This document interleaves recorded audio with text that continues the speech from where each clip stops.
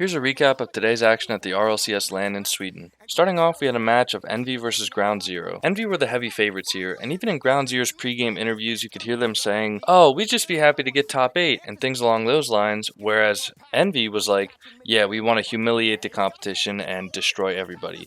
Ground Zero ended up bringing Envy to a Game 5 and only lost by a couple of gold. Next up was BDS versus Complexity, and on paper, BDS was supposed to win this match, but it was very, very close. Complexity was popping off. Their mechanics and speed are on par with some of the best EU and NA teams we've seen, and I'm very impressed with what they brought today. Moving on, we had G2 versus Sandrock. This first goal by TRK was historic. That was the first ever goal scored by a Middle Eastern player at an RLCS LAN event. And Sandrock, like many of the other minor regions, came to play. Despite the incredible performance from young rookie Drees, there was one other player who stood out even more. Ahmad. Wide open though. Ahmad, can he cover it? Oh! What a save! Ahmad! How do you keep that out? And again with this 0-second shot. Take it, Sandrock. They don't want to go there. Ahmad!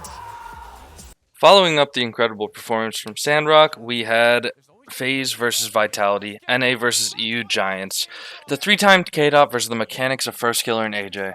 I think a lot of people were along the line of thinking that FaZe Clan will either bomb out or show up and absolutely humiliate the competition. And boy did they humiliate.